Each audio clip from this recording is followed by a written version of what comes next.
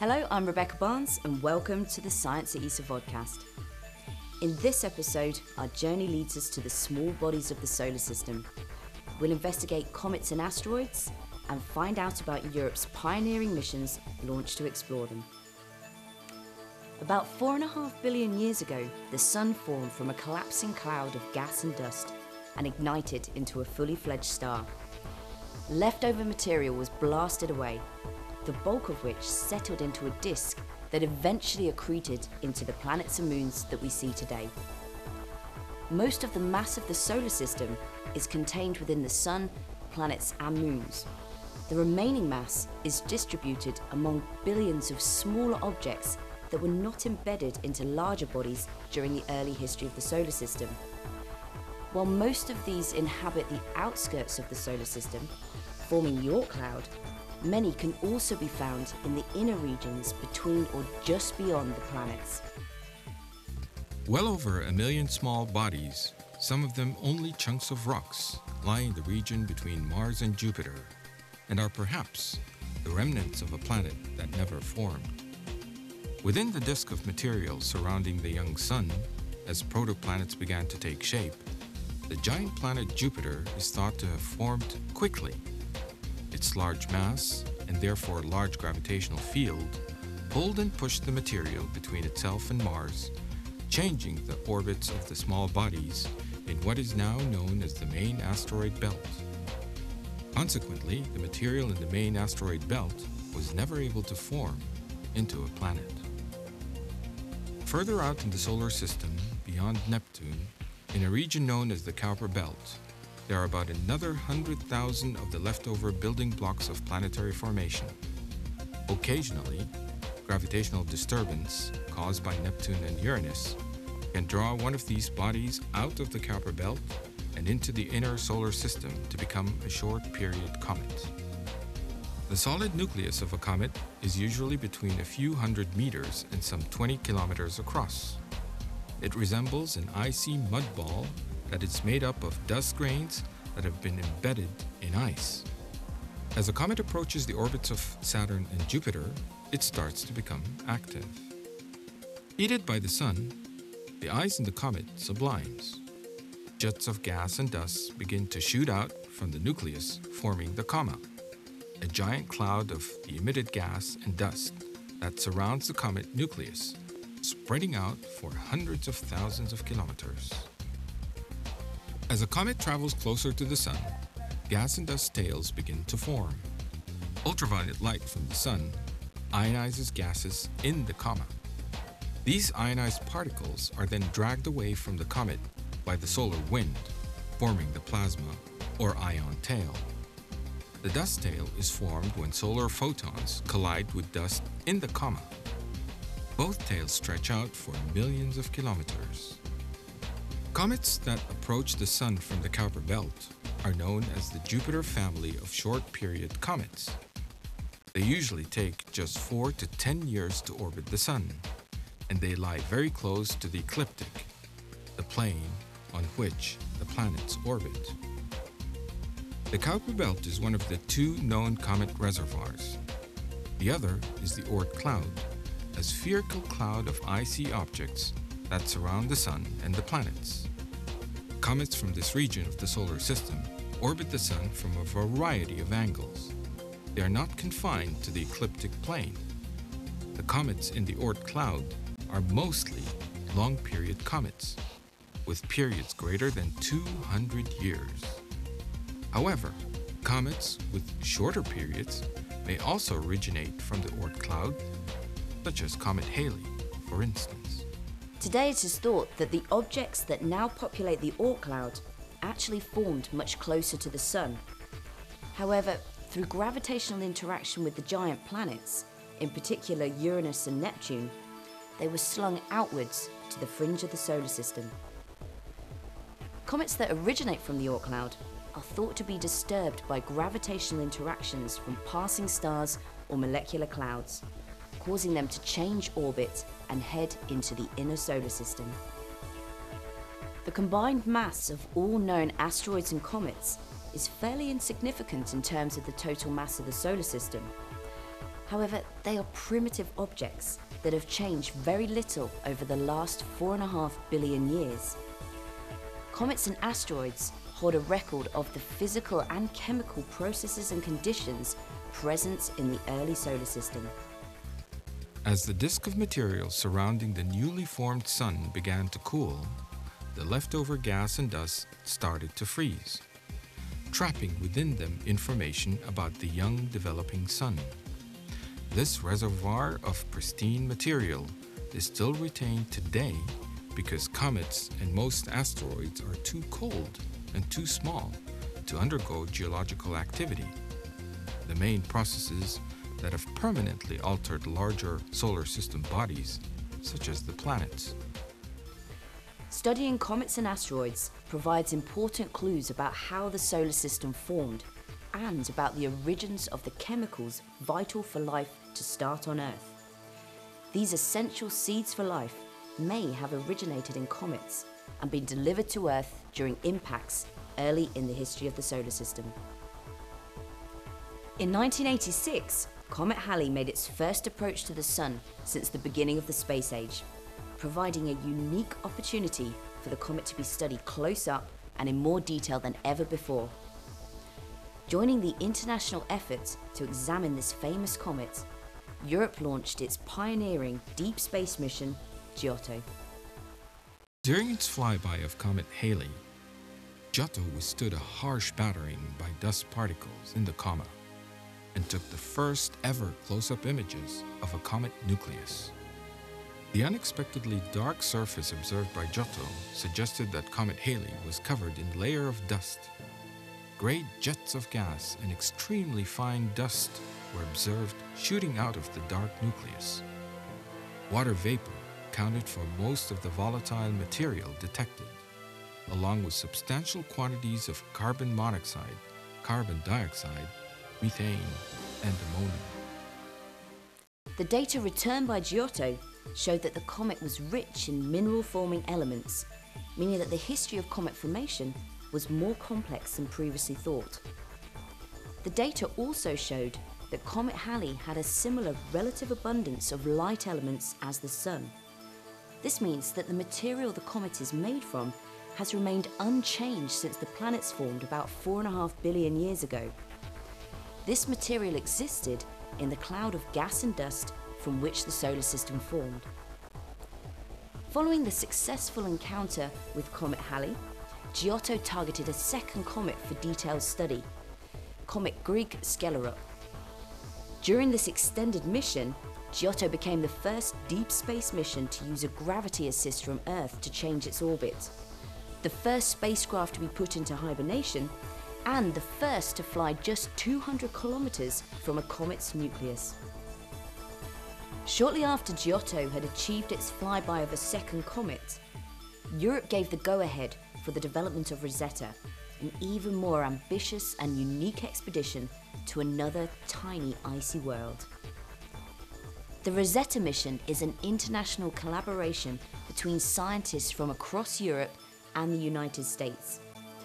In 2004, packed with a suite of 11 scientific instruments and a small lander, Rosetta set off on a 10-year journey to meet with Comet 67P Churyumov-Gerasimenko. Comet 67P Churyumov-Gerasimenko is a Jupiter family comet that takes just 6.6 years to orbit the Sun. It is a tiny world with a nucleus that is just 4 kilometers across. In preparation for the Rosetta mission, Comet 67P has been observed using ground-based observatories and space telescopes. However, the real nature of this comet will remain uncertain until it is visited up close. Rosetta will be the first spacecraft to enter into orbit around a comet, and the first to observe from close proximity how a comet's activity develops as it heads towards the inner solar system. The Rosetta spacecraft also carries a small lander called Philae that will attempt the first ever controlled landing on a comet nucleus. Once launched, Rosetta needed to gain velocity to match that of the comet at the rendezvous in order to be able to go into orbit around the comet's nucleus. To achieve this, Rosetta spent the first half of its 10-year journey hurtling around the inner solar system. The spacecraft flew close to both Earth and Mars, using their gravity as a slingshot to increase velocity before heading out to Jupiter's orbit, where it will meet Comet 67P. Just before Rosetta's final slingshot around the Earth in 2008, the spacecraft flew through the main asteroid belt and, exactly as planned, had a close encounter with asteroid Steins. This was a good opportunity to get a close-up view of this rare asteroid and also test out some of the science instruments on board the spacecraft. Data taken by Rosetta's instruments confirmed that this asteroid belonged to the rare E-type class, and images revealed Steins to resemble the shape of a brilliant cut diamond. The data also showed that asteroid Steins is not a solid body, but is severely fractured. A past impact shattered this asteroid and reduced it to a loosely bound pile of rubble. Entering the asteroid belt for a second time, en route to the outer solar system, Rosetta made a second asteroid flyby, this time past asteroid Laetitia. Racing past the asteroid at 15 kilometers per second, Rosetta's scientific instruments were used to study the largest asteroid yet to be approached by a spacecraft. In the first close-up images taken by Rosetta, Laetitia appeared to be a battered, heavily cratered world, and is a survivor from the violent formation of the solar system. The first results from this flyby have shown that Laetitia has a similar surface texture to Earth's moon. This asteroid has been pulverized by past impacts, resulting in a thick blanket of debris covering the surface, with images showing boulders rolling down crater walls. Rosetta is the first spacecraft to travel so far from the Sun, powered only using solar arrays. Following one final maneuver in deep space, Rosetta will spend the ultimate leg of its journey to the comet in hibernation, to limit consumption of precious power and fuel. In May 2014, Rosetta will be woken, ready to rendezvous with Comet 67P. Inserting the Rosetta spacecraft into orbit around the comet will present one of the greatest challenges of the mission. Rosetta will slowly make its way into orbit through a series of complex maneuvers, gradually adjusting the spacecraft's velocity to match that of the comet. As the spacecraft gradually approaches the comet, the Rosetta team will ensure that the spacecraft's camera can view the nucleus with the best illumination possible from the Sun. The first images will dramatically improve calculations of the comet's position. This information will help fine-tune the maneuvers that will insert the spacecraft into orbit. The continuously changing comet makes planning and performing the necessary science experiments extremely challenging. Rosetta is a very dynamic mission with very dynamic operations. In preparation for the time when Rosetta will accompany Comet 67P into the inner solar system, the Rosetta team has already started planning the measurements that each individual instrument will take. To make the most of this remarkable event, the team must determine how the entire scientific payload can work together, so that as much information as possible can be extracted out of the measurements. The orbiter contains an entire laboratory of instruments that combine multi-wavelength remote sensing techniques and direct or in situ sensing systems to create as complete a portrait of the comet as possible. From orbit, Rosetta will have a three-dimensional view, and for approximately 18 months will watch and measure what happens as the comet is gradually heated by the Sun. The surface of the nucleus will be described in detail at ultraviolet, optical, infrared, and submillimeter wavelengths, which will provide clues to its chemical and mineralogical composition. The camera system will map the nucleus in high resolution to determine details of the surface topography, as well as its size, shape, and how it is rotating. As well as this, the camera system will monitor changes taking place on the surface of the nucleus due to the sublimation and erosion processes. All this information, together with data taken by the other instruments, will help to figure out how comets become active and the nature of comet activity. Measurements made at infrared and submillimeter wavelengths will focus on identifying minerals and molecules present in the material of the comet's nucleus and coma. In addition, a temperature map will be made of the comet nucleus. The mass, overall density, and the basic structure deep in the comet's interior will be determined from measurements made at radio wavelengths using a variety of techniques. The comet's atmosphere, or coma, will be analyzed in situ by taking key measurements of the density and composition of the gas and dust from which it is formed. The composition will provide a clue to the evolutionary history of the material in the pre-solar nebula.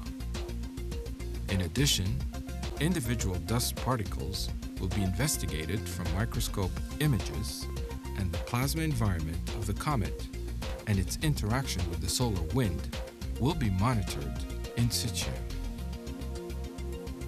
A few months after Rosetta has entered into orbit around the comet, whilst the nucleus still has little surface activity, the lander Philae will be released onto the surface of the nucleus. Landing on a comet is very different to landing on a planet or moon due to the comet's weak gravitational field. There is no fear of crashing into the surface. The challenge is to stop the lander from bouncing away again. During this first ever controlled landing on a comet, the three legs of the lander will dampen out most of the kinetic energy to prevent it bouncing, and in parallel, a harpoon will anchor the lander to the surface. Philae will perform the first ever in situ analysis of the material that constitutes a comet nucleus and take a full panoramic image of the area around the landing site. Sensors on board the lander will measure the thermal and mechanical properties of the nucleus and probe its electrical characteristics. A drilling and sampling system will collect subsurface samples down to a depth of about 20 centimeters. This material will be distributed to microscopes and ovens that will heat the samples to study the gas released with sophisticated gas analyzing instruments. These experiments will investigate the structure and composition of the material that forms the nucleus, which is expected to contain a significant amount of organic matter, the essential chemical seeds for life. Eventually, Rosetta and its lander Philae may succumb to the immense amount of dust emitted energetically from the comet as it passes the Sun. By December 2015, the spacecraft and the comet will have circled the Sun and be on their way out of the inner solar system. Meanwhile, the wealth of data taken remotely and in situ will be combined to build a picture of the structure and composition of Comet 67P, determine the age of material from which it formed, and understand the processes that drive comet activity. The Rosetta mission has been designed to gather enough data during this unique opportunity to comprehend the nature of the life cycle of a comet. The data from Rosetta will provide scientists with a window into a time in the early solar system before the planets existed. It will uncover further clues about the origin of the solar system and of our own planet. Just as the Rosetta Stone provided the key to an ancient civilization, the Rosetta spacecraft will unlock the mysteries of the oldest building blocks of the solar system. I'm Rebecca Barnes. Thank you for watching the Science ESA vodcast.